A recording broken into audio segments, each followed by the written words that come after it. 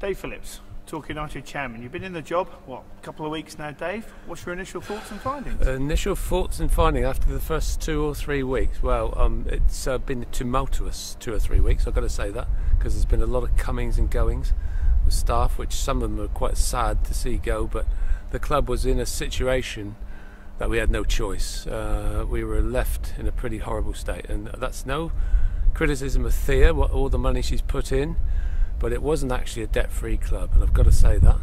And I'm not going to go back to the old regime and blame anyone, but that's the situation we were in. So, yeah, it's tumultuous, and but we're trying to sort the thing out, and I'm sure we will.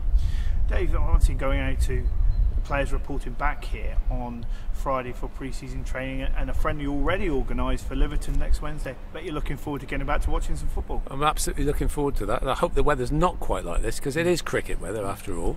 And I know that a lot of our fans are cricketers as well, and they'll say it's not the football season yet, you know, it's still cricket season. But nevertheless, we're desperately looking forward to getting on the pitch again.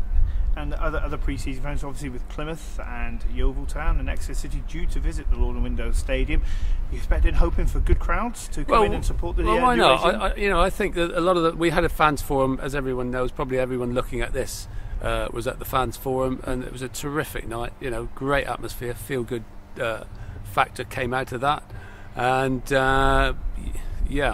brilliant night. And also, obviously with Paul Cox, the new manager, and he's been in obviously situ for a couple of weeks. What's your initial thoughts on Paul and just what he's trying to bring to this football club? Yeah, I mean, he's got the record, hasn't he? You know, at Mansfield, he got them out of the conference up into the League Two. We just wanted to do the same here, but we're not putting too much pressure on him, because with all the upheaval of players, etc., he's starting from afresh. So we're not putting any expectation on his shoulders, because that would be unfair.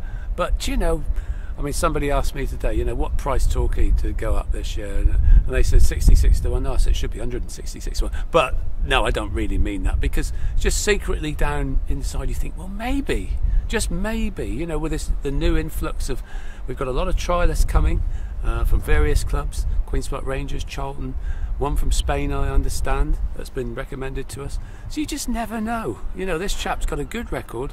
If we start off the season in good fashion, you just never know where it's going to go. But we're not expecting a great, wonderful, top of the league sort of season, but you never know. And also John Ramshaw joining the club just a couple of days ago with Paul Cox, new assistant. What's your initial thoughts on John? Yeah, I met him, Geordie, lovely chap. Met him at the training ground this morning. We were at the training ground, Seal Hayne. That's looking really good. A few rabbit holes there, which we're a little bit concerned about. Bloody rabbits getting into the ground, but nevertheless that'll be taken care of. Yeah, he's been around a bit, and he's been with Paul Cox on a number of occasions on different teams. So they work well together. That's the main thing. I'm sure he'll be fine. And final question for you, Dave. If you had a bit of a magic wand and not playing the league title, where would you see Torquay United finishing this year? If you had a magic wand, the best case scenario, number one. Number one. Absolutely. We've got to aim for the top. Always, in any sport. This is what annoys me about the Premiership. I don't want to go on because we're talking about Torquay United. If you enter the Premiership, some of these teams, now they have got no chance of winning that league. Any sport you enter, you should have a chance of winning it. The Premiership, you can name the 5 or 6 clubs and no one else has got a chance. That really gets to me. This is grassroots football. We need all the support we can, and I'm sure we'll get it. Thank you, Dave. Thank you for your time this afternoon. You're welcome.